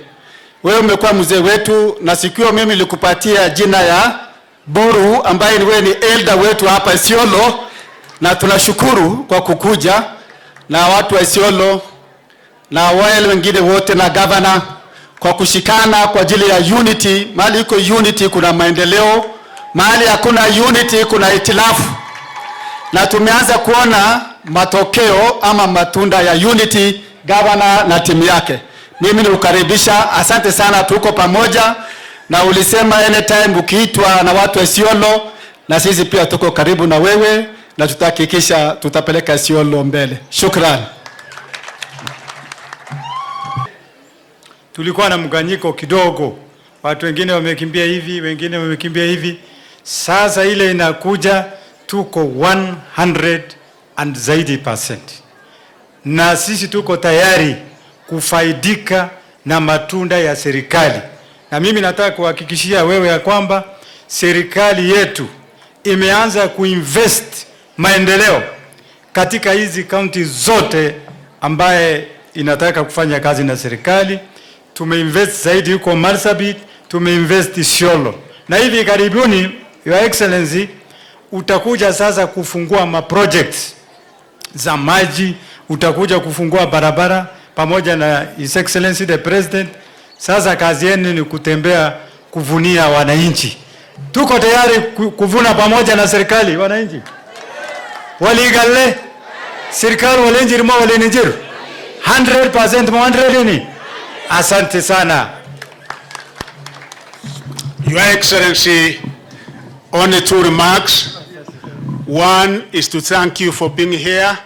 Indeed, this underscores the commitment that the Kenya Kwanza government has on matters of education and also the empowerment of the youth. Your Excellency, this is among the 32 public schools that we have here in Isiolo, out of which we have an enrollment of about 10,000, and this one being 415, an enrollment of 415. Your Excellency, looking at the performance of this particular school, indeed, in the coming years, they are not only going to be the alliance of this region, but the alliance of Kenya. Why do I say so? Because when we look at the performance of this school in the year 2021, Your Excellency, where they had a candidature of 83 candidates, the mean score then was 4.85, and they were able to take 14 students to university. The following year, 2022, they had a candidature of 82 candidates, and they were able to take 18 candidates to university. Last year, 39% of those who did KCSE, who were 104, were able to get to university because we had 22 going to our public universities. So pongezi sana. So from that, Your Excellency, we can see that the performance is on the upward trajectory, and we wish you well, and we have no doubt that indeed this is going to be a giant in Kenya. This is going to be one of the great schools in this country. Your Excellency, I also want to confirm, as your CS Education, that what you have given us in the form of capitation and had the money that you have given in education this last month, the month of January alone, we were able to get 67 billion Kenya money, out of which that 1.5 was for basic, being for primary, for junior school, and for senior school. This particular school, Your Excellency, because Isiolo County alone was able to get 8 million, the 30 schools, I said public, because we also have 6 private schools, secondary, we were able to give 81 million to the public schools in this particular county, and this particular school out of that got 1,775,000. So, Your Excellency, we have given capitation not only here, but all our schools in the country. The 4.1 students in our senior schools, secondary schools, got the capitation which goes into the running and teaching materials, and which also goes into operations like electricity and also water. Your Excellency, for TVET and also for universities, I also want to give the assurance that you and His Excellency the President were able to roll out a new funding model which is determined by the level of need, considering the economic status of the household, and I wish to assure the people of Isiolo that indeed even those coming from poor backgrounds will be able to access education courtesy of the policies and the kind of program that you have been able to put in place, Your Excellency. With those many remarks, Kabatura, which is a national school, Your Excellency the Governor, I will send officers from my ministry. I'm equally concerned because that is a sleeping giant. So tutamusa ile giant so that it can equally compete with this particular national school. So maofficers of direct education na maofficers wangu wasimame tu waonekane. Maofficers kutoka education simama raka, au maofficers from education both in the ministry and also in Teacher Service Commission. Thank you, Your Excellency, and thank you, the great people of Isiolo. Thank you. Thank you. Wapi makofi ya Waziri Moshobu? Hapana, msimmesikia amesema ataamsha Garbatula hai. Wapi makofi yake mzito? Basi akifanya hiyo kazi, tutampatia bibi ya pili, sijui kama kisiwa na ruhusi uko wapi bibi ya pili. Your Excellency, kwa ruhusa yako, mimi nitakuwa very brief. Kwanza ningependa kuchukua hii fursa kushukuru wale waheshimiwa wameweza kuandamana na wewe ili kuweza kuchangia hii shule. Asanteni sana waheshimiwa na Mungu awaongezee. Na mimi saa ile mnanihitaji kwa katika consensus yenu, mimi nitakuja kusaidiana na nyinyi. Asanteni sana. Na hatuchukui hiyo mambo mmekuja kutoresha hapa for granted. We are really appreciative of that. Ya pili, Your Excellency, ile mambo hadi mlitoa hapa na His Excellency the President, mingi yameanza kufanyika. Jana tulikuwa na PS ya irrigation pale Oldonyiro kwa sababu ya Crocodile Joe, wame promise itaanza very soon. Stima rede kimemaliza, by next week watawasha. Your Excellency, ile ahadi mmetoa mingi imeweza kutimia. 2 ndio imechelewa, na nataka kukukumbusha hiyo 2. Ndio ukirudi Nairobi uhakikishe hiyo 2 pia imemalizika. Ya kwanza ni bunduki ya NPR, Your Excellency. Bunduki ya NPR process yote imeisha, imekoma kwa Inspector General. Kwa mwa hiyo watu wa Isiolo waweze kupanda bunduki, waweze kuchunga security yao, Your Excellency. Your Excellency, ya pili ni Isiolo International Airport. Isiolo International Airport, Your Excellency, as you are speaking, is just a white elephant project. It has no benefit for the people of this county, Your Excellency.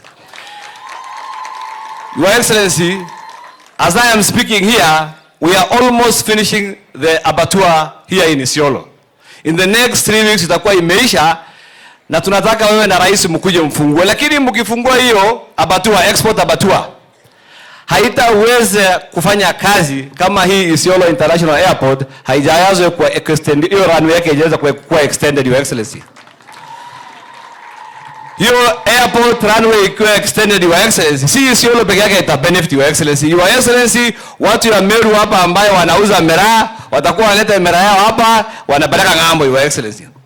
Your Excellency, our neighbor here from Laikipia, Timau, ambayo wanafanya business ya horticultural, hawatakuwa wanaenda Nairobi, Your Excellency. Watakuwa wanaleta hapa Isiolo, wana reduce cost of transportation, Your Excellency.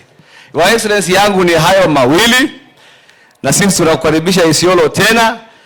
Mimi nataka kukuhakikishia, the other time Isiolo mlipata 63%, this time round Isiolo mtapata vile PS amesema 120%.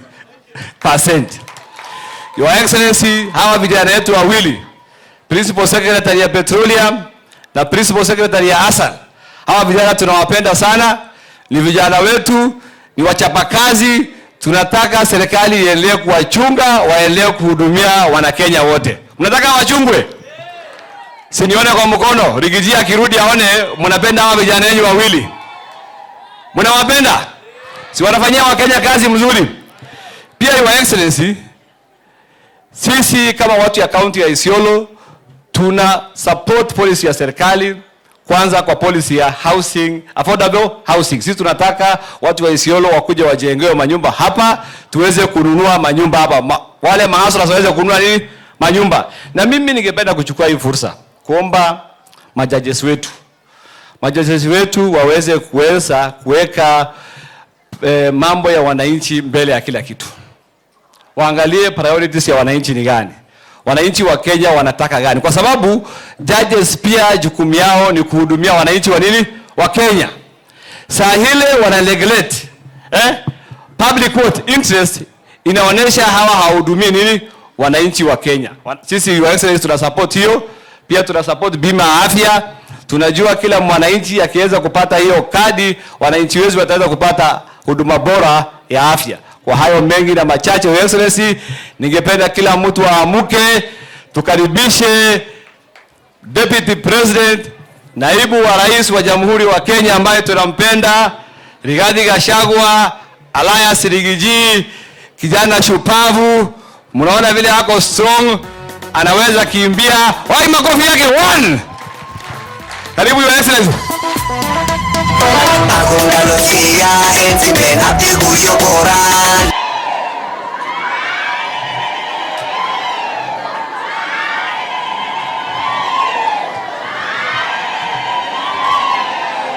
Asante sana gavana wetu Mheshimiwa Abdi Guyo, waziri wetu wa elimu Bwana Machogu, makatibu wetu, watoto wa hapa nyumbani, waheshimiwa wabunge wetu wakiongozwa na simba wetu wa eneo hili Mheshimiwa Raso, na wale wengine wote ambao wamefika, mwalimu mkuu, walimu, wazazi na wanafunzi, hamjambo? Salamu alaikum. God is good and all the time. Isiolo hamjambo? Happy New Year.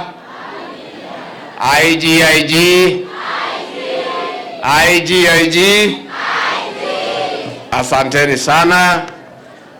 Wacha nisome hapa kidogo alafu niongeze mambo mawili matatu.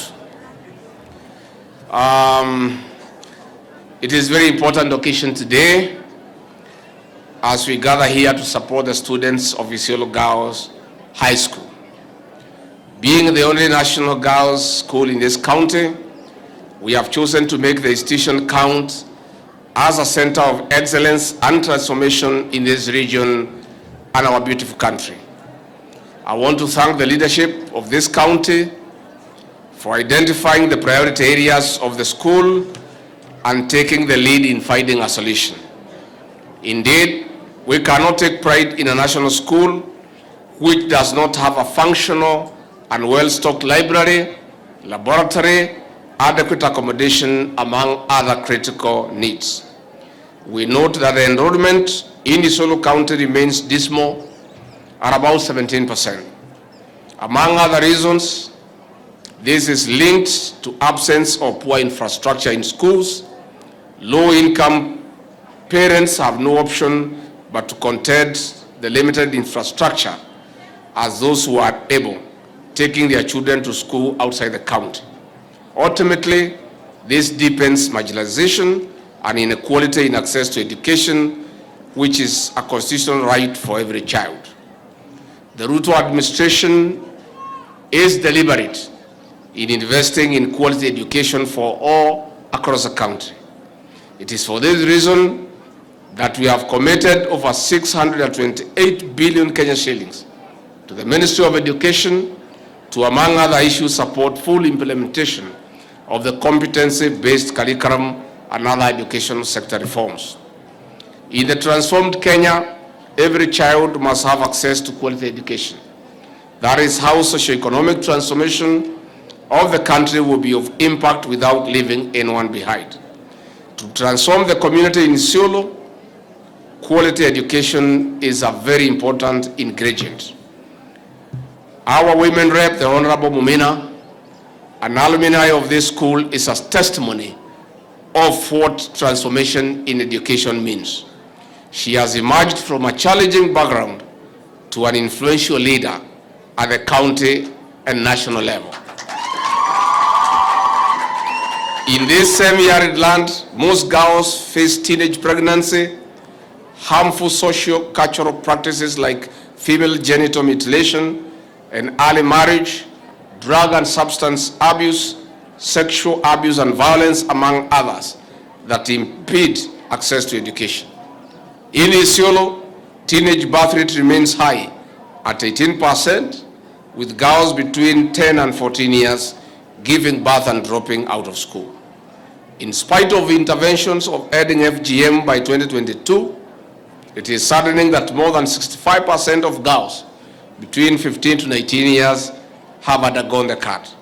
This is against a national average of 21%. FGM triggers early marriage after this forced transition. It deprives the girls of their childhood as they start a prolonged, miserable adult life, which they are not ready for. They are ready for school, not ready for marriage. Girls are children, not mothers. They must be in school. Education reduces FGM among our girls by up to 89% in secondary education. Secondary education reduces teenage pregnancy from 38% to about 5%. Kenya is committed as a country to meeting the international target of ending this practice before 2030. Expanding education opportunities for girls is one of the strategies. We cannot allow the dreams of our girls to be subjected to practices that snatch them the passport to a bright future. The Kenya of today and the future is for all girls and boys, men and women. On this note, I want to urge the national government administration officers present and across the county to work extra hard with other security agencies to end these retrogressive practices, not just in Isiolo, but the whole country. We are aware that the county has only about 38 secondary schools, with less than 10 being boarding institutions. Further, day scholars walk for over 5 kilometers to reach the nearest secondary school. This calls for massive expansion of infrastructure, and that is why we are here today, myself as Deputy President and our Minister for Education. The national government has allocated funds for schools for various undertakings. We call upon members of Parliament under the National Government Constituency Development Fund to complement us in building modern schools that also meet the requirements for the CBC system, which we are implementing. During this fundraiser, we are elevating the school standards and performance to the national level. We want it to be an oasis of knowledge in Isiolo County and the Northern region. On this note, I urge our girls in this school to concentrate on, because Isiolo ni muhimu sana kwa serikali yetu ambayo inaongozwa na Rais William Ruto. Kwanza, kabla sijanena kidogo, nilete salamu chungu nzima kutoka kwa kiongozi wetu, Rais wa Jamhuri ya Kenya, Mheshimiwa William Samoei Ruto. Ameniambia nimsalimie sana, ameniambia anawapenda sana na anamfikiria kila siku. Na Rais amenituma kwa salamu. Mmepokea? Pia Rais amenituma na mchango. Amenituma na mchango wake. Ya pili, niseme nikiwa hapa, Rais William Ruto na mimi tunajivunia sana hii kaunti ya Isiolo na kaunti jirani ya Marsabit. Kwa sababu nyinyi wafugaji wengine walipotishwa na ile serikali ya handshake wapeleke kura zao kwa Azimio. Watu wa Isiolo walimwambia hao wajumbe, muombe kura yenu ya rais, muachane na sisi. Nyinyi mlikuwa mmejipanga na Rais William Ruto hapo kitambo. na sisi tunajivunia sana kaunti ya Isiolo na Marsabit, na kwa hivyo hata nyinyi lazima mvune, mkule matunda ya kura yenu. Kwa hivyo mimi nikiwa hapa Isiolo is by choice. Si ati nimekosa bahali ya kwenda. Hapana, mnafikiri bahali nimekosa ya kwenda? Nimekuja kwa sababu nyinyi wangwana. Kwanza nyinyi unajua Rais William Ruto alikuwa hapa tangu 2013. Akafanya nyinyi kazi, akachangia kina mama, akajenga mashule, akashiriki na maendeleo, mkapenda yeye, mkamchagua kama rais. Mimi sikuwa nimefika hapa. Sasa mkimchagua William Ruto na mimi nikaponea hapo katika hapo. Si ndio? Sasa mimi niko na deni yenu. Niko na deni yenu. Na dawa ya deni ni kufanya nini? Mimi mlinichagua, mkuu mnanijua sana. Mlijua mdosi wangu. Aliponichukua kama running mate, mkimpatia, mkanipatia hapo. Sasa hata mimi lazima nikuje nirudishe mkono. Na njia ya kurudisha mkono ni kuwa hapa kila wakati. Mkiniita, mimi nitakuja. Si ndio? Mtakuwa mkinialika? Kwa hivyo hata hii Marsabit pia mimi nitaingia huko. Tumekubaliana na Mheshimiwa Raso watakuja wiki ijayo tuanze kupanga. Mimi niko tayari kutembea hii kaunti mbili, kuendeleza maendeleo, kumwakilisha mdosi wangu na kuja kusaidiana na nyinyi kuinua hali ya maisha ya watu wetu. Na pia niseme sisi kama serikali tangu tuingie tumefanya jukumu kubwa mambo ya masomo. Tumeajiri walimu 56,000 na hapa katika hii Isiolo mmefaidika na mtaendelea kufaidika kwa sababu lazima hawa watoto wetu wasome. Pia ningetaka niseme katika shule hii mwalimu ameuliza tuangalie mambo ya kabro ndio tuweze kuondoa matope katika shule hii. Nitatuma watu ya kura wakuja waangalie, tutaona vile tutafanya. Pia mwalimu amesema mngetaka msaidiwe na kompyuta, si ndio? Kwa hivyo tutapanga na waziri, tutalete kompyuta 30 ya kusaidia katika shule hii. Mumesema mambo mingi na kwa sababu nimekuja, iko pesa nimekuja nayo ya serikali, nimekuja na ya rais ya mfuko, nimekuja na yangu ya mfuko na hao viongozi, tutachanga pesa pahali itafika, tutakuja tena tuendelee mpaka hii shule isimame. Tumekubaliana? Mpaka hii shule isimame. Na mimi niseme ya kwamba hawa watoto wetu, hawa wasichana lazima tuwachunge. Hao ndio viongozi wetu wa kesho. Na njia moja ya kuwachunga ni kujenga shule hii. Wapate pahali ya kukaa na kuchungwa. Wasiingizwe kwa mambo ambayo haifai na mambo ambayo imepitwa na wakati. Na kwa hivyo tutakuwa tukisaidiana na nyinyi kwa mambo ya shule hii.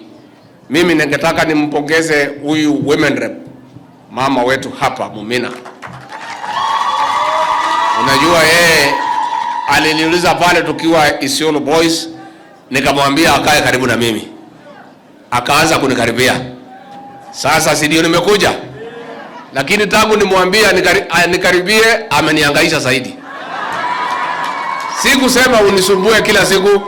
Nilisema ukuje tu once in a while. Sasa huyo nakuja asubuhi, nakuja saa 8, nakuja jioni akingangana mambo ya Isiolo. Mtamwambia acha kunihangaisha ama aendelee? Mnasema aendelee kunihangaisha? Nyinyi watu ya Isiolo hamna huruma. So women rep, kaa karibu na sisi, please sit down. Nilikuambia ukikaa karibu na serikali watu yako watapata matunda. Sisi na president ndio tuko kwa wakati huu. Utakosa kukaa na sisi ukae na nani? Sisi ndio tuko pale saa hii na pale mbele. So women rep, I want to commend you kwa ile kazi unafanya kwa watu yako. Na mimi tutaendelea kukuunga mkono kwa sababu umeonesha uongozi bora ya kutafutia watu wako na kuwashughulikia na kuja kwa rais, kuja kwangu, kuja kwa waziri, ndio watu ya Isiolo waweze kubahatika. Na mimi nasema mtasaidika kupitia hii uongozi. Pia mimi nataka nipongeze huyu mjumbe wetu wa hapa Isiolo North kwa kazi nzuri ambayo anafanya hapa na pesa ya CDF. Amenunua mabasi, amefanya kazi mingi na tuendelee kumuunga mkono. Juu ya hayo, huyu governor mlichagua ni shupavu. Hii ni dume. Na kama watu ya Isiolo kuna kura mlipiga ya maana, ni kura ya huyu gavana huyu. Kwa sababu uongozi wake uko hali ya juu sana. Na ameunganisha Isiolo, ameunganisha viongozi, anakuja kwa rais, anakuja kwangu, anaenda kwa mawaziri. Hata kazi ingine ambaye ni ya national government anakuja kutuongelesha. Anasukuma kazi ya county na ya national government. Huyu ni kijana, mimi nataka mshike yeye vizuri. Mtamshika vizuri? Mtamshika vizuri? Huyu gavana ashikiliwe. Na mimi naona katika uongozi wake hii Isiolo yetu itapiga hatua kubwa sana kwa maendeleo. Na rais na mimi tutaendelea kufanya kazi na yeye. Pia nataka nishukuru Speaker and the County Assembly kwa kumsupport huyu gavana. Unajua hata kama mnapeana oversight, lazima mumsaidie. Kusema oversight, kusema muangaishe, ni kusema muangalie kazi yake, lakini mumsaidie kupitisha budget, kupitisha sheria, ndio county ya Isiolo iweze kufaidika. Kwa hivyo sisi tunajivunia, rais na mimi tunajivunia ile uongozi iko Isiolo wakati huu chini ya gavana. Na sisi tunataka kuambia, mkichagua viongozi vizuri mtapata matunda yake. Na kwa hivyo tutaendelea kusaidiana. Mimi nilikuwa na viongozi wenu huko pande ya Chuka kwa mambo ya kupigana na pombe na mihadarati. Madawa ya kulevya imehangaisha watu hapa Isiolo, si ndio? Na akina mama wameumia, watoto wamepotea. Na hii vita naendelea, na nataka kutangaza ya kwamba nitaharakisha hapa Isiolo hivi karibuni tutafungua ofisi ya nakada tuweze kupambana na maneno ya madawa za kulevya. Pia mimi nakubaliana na waziri, mara moja waziri uweke mikakati shule yetu ya Gabatura ambaye ilijulikana zaidi iweze kufufuliwa, ichukue nafasi yake katika Kenya. So waziri, move with speed and reinstate the glory of that great school that was known for years as a center of excellence. Na serikali yetu itasaidia. Vile vile governor amesema mambo ya usalama hapa Isiolo na jirani county hii ya Samburu na hii ya Meru na Laikipia tumekuwa na matatizo ya usalama. Na mimi ningetaka niseme nikiwa hapa vile nilisema last time, sisi hatuna huruma na wakora ambaye wanahangaisha wananchi. Wewe kama unataka ng'ombe, utafute ng'ombe zako.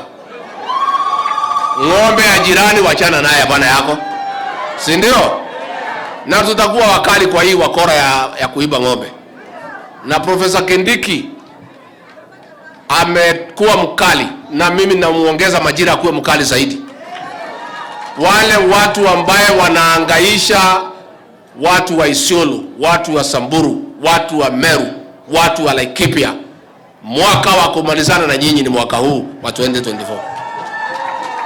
Juu ya hayo tumekubaliana kusaidia usalama, tuongeze mambo ya NPR.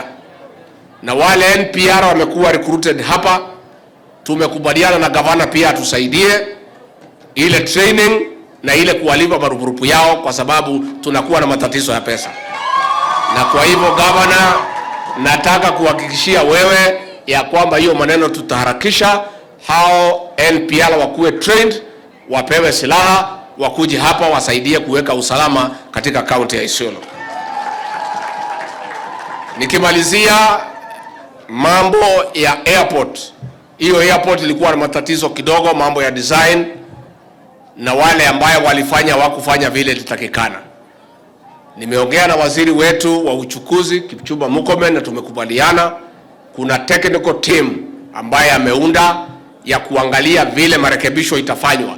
Ndio hiyo airport ikuwe ya kusaidia, tukifungua mambo ya Abtua, tukifungua mambo ya irrigation, mambo ya vyakula, mambo ya miraa, inatakiwa hii region hii yote ya Mount Kenya ikuwe served kutoka hapa Isiolo. Na kwa hivyo governor, hiyo tutaharakisha na waziri, na hivi karibuni mtapata tutafungua jia vile tutashughulikia hiyo airport. Mimi kwa sababu nataka tuchukue pesa ndio muweze kwenda kwa msikiti, na mimi ningetaka nikibie Nairobi.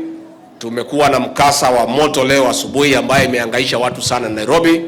Wengine wamekufa kwa moto ya gas, wengine wamepelekwa mahospitali, na kwa sababu rais ako nje lazima nikibie Nairobi kwenda hospitali kuangalia vile kunaendelea na kusimamia zile mipango inaendelea kuokoa maisha yao. Ningetaka tuchukue pesa, na mimi nimekubaliana na wewe Speaker, vile umesema hii Isiolo ni pati ya Mlima Kenya. Nyinyi mmekaribia mlima hata kuliko watu ya Kiambu, si ndio? Kwa hivyo mambo yenu tutaketi tuongee. Mtakuja, unajua hii mlima tuko na zile kaunti 11. Kama mmeamua mnataka kuwa the 12th county ya Mlima Kenya, mimi nitakaribisha nyinyi mkuje tukue watu moja.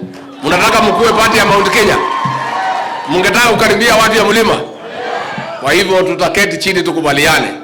Na mimi nimwambie nyinyi watu ya Isiolo, ile hatua, ile decision mlifanya ya kuchagua President William Ruto was the right decision. Nyinyi mkae hapo, msisongee wengine, si ndio? Mkae wapi? Si ndio? Si 27 ni mteremko? Ni mteremko, si mteremko?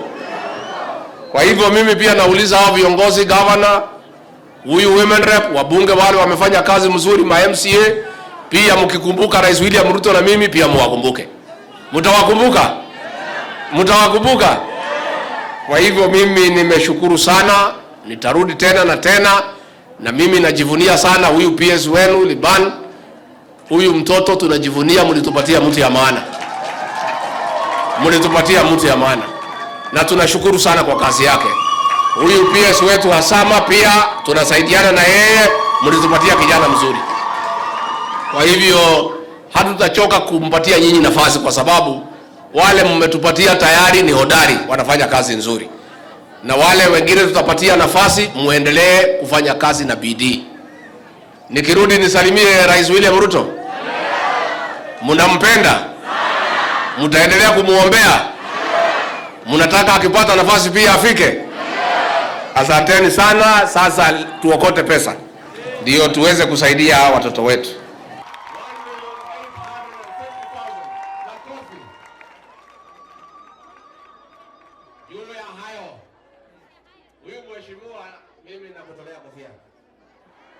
Mimi naona wewe utaenda mbali na hiyo watu ya Isiolo. Juu ya kununua hiyo generator na kupata nafasi ya kunihangaisha Nairobi kutoka asubuhi mpaka jioni, amelete shilingi 1,500. Asante sana mheshimiwa, mheshimiwa wetu Samal.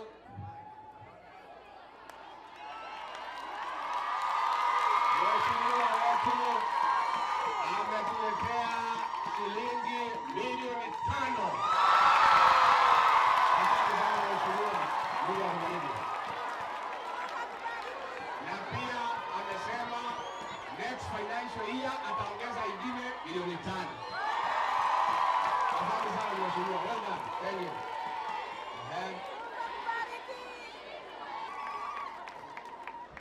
Former deputy wa hapa 10,000. Asante for supporting the school. CC 10,000. Director wa EPRA 20,000.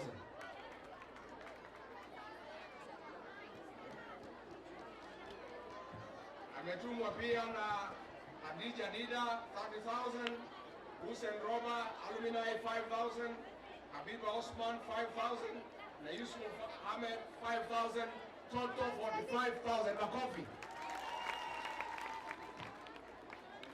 Na anasindikiza Hadija na another 2,000. Asante sana.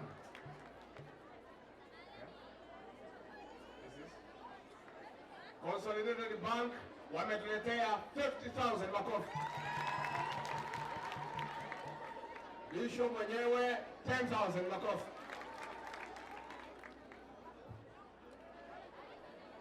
Mrs. Liban, huyu ni mke wake PS wetu, ametuletea 100,000. Chair wa Kepsha 5,000 makofi. Private schools, 20,000. Communication advisor wa Isiolo County, 5,000. Engineer fare, 10,000. Jamii ya Mosque ya Isiolo, 10,000. Makofi. Gavana wetu, kijana wetu huyu Abdul kwanza amesema atanunua kompyuta 20. Na juu ya hayo ametuletea milioni 1.5 million. Asante sana. Director Administration Isiolo County anasikitisha gavana 5,000.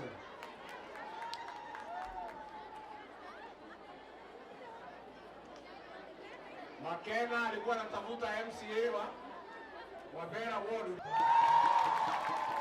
Na mimi Rigathi Gachagua nimekuja na milioni 3. Kwa hivyo kati yangu na rais tuko na milioni 5 hapa, 5 million. Alafu na serikali 10 million. Alafu next financial year mwezi ya 7 tutaongeza ingine milioni 10. Tumekubaliana watu wa Isiolo? Tumekubaliana? Shule imejengeka haijajengeka? Wasichana watasoma hawatasoma? Tuendelee na kazi tusiendelee?